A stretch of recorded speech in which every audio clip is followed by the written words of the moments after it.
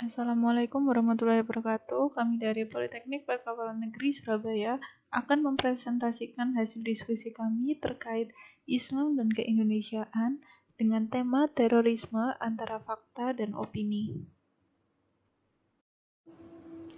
Kata teror mulai populer sejak terjadinya Revolusi Prancis. Teror pada masa itu dilakukan oleh para rakyat Prancis untuk menggulingkan pemerintahan. Kata teror dalam KBBI didefinisikan sebagai kekerasan untuk menimbulkan ketakutan dalam usaha mencapai tujuan, terutama tujuan politik. Dalam hal ini, terorisme didefinisikan sebagai pengeksploitasian kelemahan manusia secara sistematis yang mendadak dengan melakukan kekerasan, kekejaman, dan penganiayaan yang fungsinya melumpuhkan dan membentuk rasa takut pada manusia.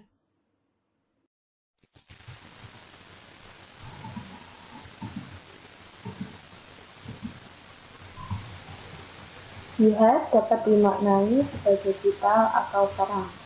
Jihad juga dapat dimaknai untuk seluruh perbuatan yang memperjuangkan kebaikan. Jihad dilakukan sesuai dengan keadaannya. Jika keadaannya menuntut seorang musuh berperang karena kaum muslim mendapat serangan musuh, maka jihad seperti itu wajib. Namun jika dalam keadaan damai, maka medan jihad sangatlah luas, yaitu pada semua usaha untuk mewujudkan kebaikan seperti dakwah, pendidikan, ekonomi, dan lain-lain. Jihad juga merupakan kata serapan dari bahasa Arab, memiliki arti mengarahkan segenap potensi diri untuk melakukan sesuatu.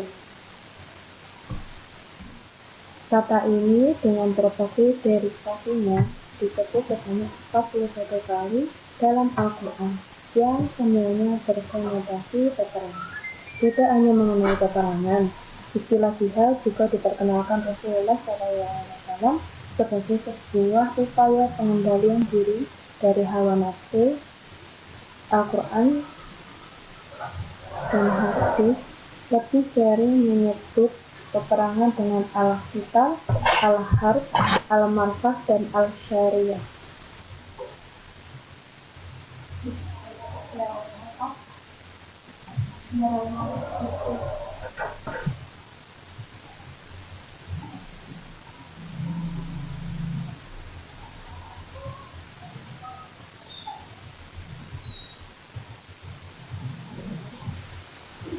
Dalam Al-Quran dan hadis banyak terdapat keterangan tentang keutamaan berjihad, etika berjihad, tujuan dan strategi berjihad. Ayat-ayat tersebut secara garis besar dapat dikelompokkan menjadi 3 kategori, yaitu ayat-ayat yang mengandung perintah hanya memerangi pihak yang menyerang umat Islam saja. Misalnya, Quran Surat Al-Baqarah ayat 190, 191, dan 194. Juga Quran Surat An-Nahl ayat 126. Ayat-ayat yang mengandung perintah memerangi mereka yang tidak beriman ketika mereka ingkar janji ataupun zalim. Misalnya Quran Surat At-Taubah ayat 12, 14, 29, dan 73, Quran Surat An-Nisa ayat 75, 79, dan 84, Quran Surat Al-Anfal ayat 39, dan Al-Ma'idah ayat 94. Lalu ayat-ayat yang mengandung perintah untuk memerangi semua kaum musyrikin yang memusuhi Rasulullah. Misalnya Quran Surat At-Taubah ayat 5 dan 6. Jihad harus dilakukan demi Allah, bukan untuk memperoleh tanda jasa, pujian, apalagi keuntungan duniawi.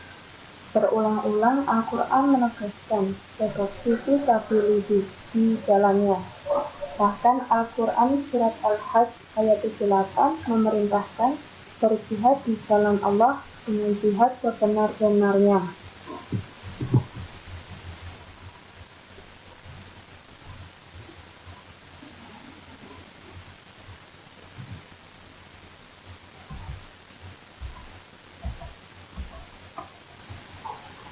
Kesimpulannya, jihad adalah cara untuk mencapai tujuan yang baik. Jihad tidak mengenal putus asa, menyerah, kelesuan, tidak pula pamrih. Tetapi, jihad tidak dapat dilaksanakan tanpa modal. Karena itu, jihad mesti disesuaikan dengan modal yang dimiliki dan tujuan yang ingin dicapai. Sebelum tujuan tercapai dan selama masih ada modal, selama itu pula jihad dituntut untuk mengorbankan harta dan jiwanya. Karena jihad harus dilakukan dengan modal, maka mujahid tidak mengambil tetapi memberi. Bukan mujahid yang menanti imbalan selain dari Allah. Karena jihad diperintahkan semata-mata demi Allah. Apalagi jihad bertujuan untuk mengambil harta rampasan barang pada zaman dahulu. Jihad menjadi titik tolak seluruh upaya. Karenanya, jihad adalah puncak segala aktivitas. Jihad bermula dari upaya mewujudkan jati diri yang bermula dari kesadaran. Kesadaran harus berdasarkan pengetahuan dan tidak datang dengan paksaan. Karena itu, mujahid bersedia berkorban dan tak mungkin menerima paksaan atau melakukan jihad dengan terpaksa.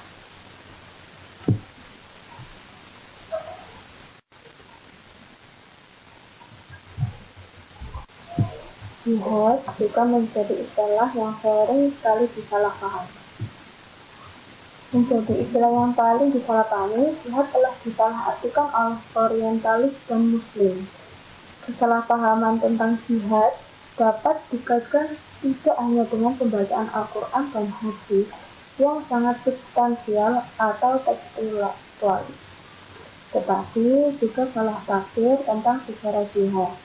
Dalam praktiknya, pada generasi awal umat Islam, pembacaan teks-teks jihad dalam Al-Quran dan hadis yang komprehensif harus disertai dengan pembacaan yang akurat dan objektif tentang bagaimana jihad dipraktikkan oleh Nabi Muhammad, para sahabat, dan para penerusnya, dan bagaimana praktiknya pada masa-masa berikutnya pada abad pertengahan, modern, dan kontemporer.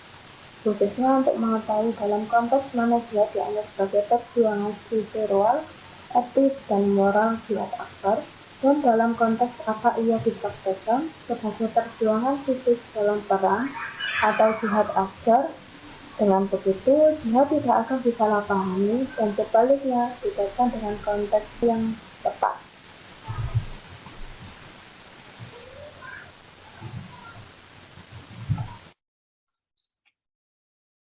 Selanjutnya, saya akan memaparkan perbedaan antara jihad dengan terorisme, yang mana kedua hal ini seringkali disalahartikan seperti aksi terorisme yang kerap dijadikan alasan untuk melakukan jihad, atau dengan kata lain menegakkan agama bagi para pelaku terorisme itu sendiri.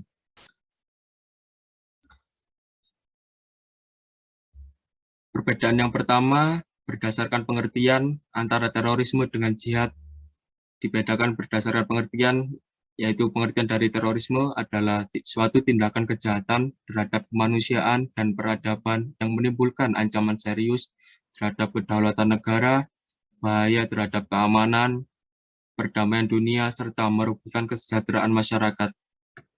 Sementara pengertian dari jihad sendiri adalah segala upaya yang sungguh-sungguh dan berkelanjutan untuk menjaga dan meninggikan agama Allah. Perbedaan yang kedua berdasarkan sifat. Sifat dari terorisme itu sendiri yaitu bersifat merusak, ifsad, dan anarkis atau chaos atau fauda. Bersifat merusak di sini adalah tidak hanya merusak barang atau fasilitas umum yang ada, tetapi juga merusak kenyamanan dan ketenteraman pada masyarakat yang semula aman dan tentram, yang menjadikan suasana menjadi mencekam dan penuh kekhawatiran. Untuk sifat dari jihad itu sendiri yaitu bersifat melakukan perbaikan, islah, sekalipun dengan cara peperangan. Perbaikan di sini yaitu melakukan penegakan pada agama Allah dari ancaman pihak-pihak lain yang berpotensi akan mengganggu, mengusik, bahkan berpotensi untuk menghancurkan agama Allah. Perbedaan nomor 3 yaitu dibedakan berdasarkan tujuan. Tujuan dari terorisme itu sendiri tujuan untuk menciptakan rasa takut dan ataupun menghancurkan pihak lain. Yang parahnya, aksi terorisme itu justru membuat keadaan negara yang semula aman tentram menjadi genting dan menjadikan orang-orang yang terlindungi menjadi dalam keadaan terancam. Sementara tujuan dari jihad itu sendiri bertujuan untuk menegakkan agama Allah dan ataupun membela hak-hak pihak yang terzolimi.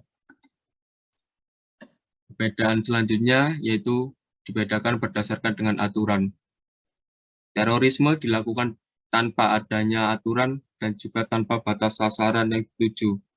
Contoh dari hal tersebut adalah tindak terorisme melakukan penyerangan pada pihak berwajib, baik polisi maupun TNI, dengan melakukan penyerangan kepada perseorangan hingga menyerang markas-markas anggota TNI maupun Polri. Tidak hanya itu, terorisme juga melakukan penyerangan pada pihak sipil tanpa memandang suku, agama, dan ras, seperti penyerangan pada masjid, pengeboman pada gereja, dan juga penyerangan pada tempat-tempat publik. Padahal di Islam sendiri tidak memperbolehkan hal seperti itu, termasuk menyerang tempat ibadah agama lain. Sementara aturan dari jihad sendiri dilakukan dengan mengikuti aturan yang ditentukan oleh syariat dengan sasaran musuh yang sudah diketahui kejelasannya. Perbedaan selanjutnya yaitu dibedakan berdasarkan hukum agama. Hukum melakukan suatu teror adalah haram, baik dilakukan secara perorangan, organisasi atau kelompok, maupun suatu negara atau konstitusi. Hal tersebut dikarenakan kegiatan terorisme menciptakan suatu kekisruan dan kekacauan yang cukup besar, dengan tujuan untuk kepentingan segelintir orang ataupun suatu organisasi saja. Sementara hukum melakukan jihad adalah suatu kewajiban, dikarenakan tujuan dari jihad sendiri jelas bagi umat muslim, yaitu untuk menegakkan agama Allah.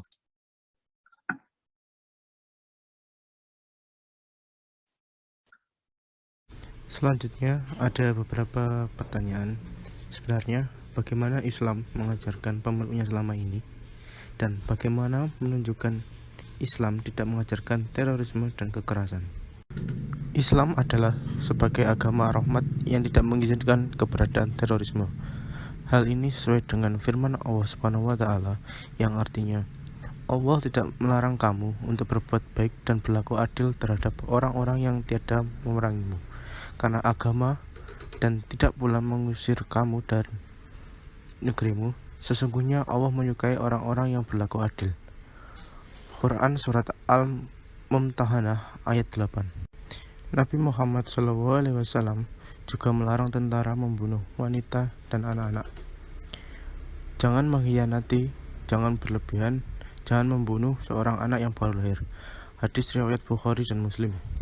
Barang siapa telah membunuh seseorang yang memiliki perjanjian dengan Muslim, tidak akan mencium aroma surga, meskipun aroma surga telah tercium dari jarak yang ditempuh waktu 40 tahun. Hadis riwayat Bukhari dan Ibnu Majah. Berdasarkan dalil-dalil sebelumnya, tindakan teror kepada warga sipil yang tidak berdaya, penghancuran besar-besaran bangunan dan properti, pengeboman, dan melukai pria, wanita, dan anak-anak yang tidak bersalah, semua dilarang dan tindakan menjijikan menurut agama Islam. Muslim menganut agama damai, belas kasih, dan pengampunan. Sebagian besar tidak ada hubungannya dengan peristiwa kekerasan yang beberapa orang kaitkan dengan Muslim. Jika seorang Muslim individu melakukan tindak terorisme, orang tersebut akan bersalah karena melanggar hukum Islam. Pandangan Islam tentang terorisme.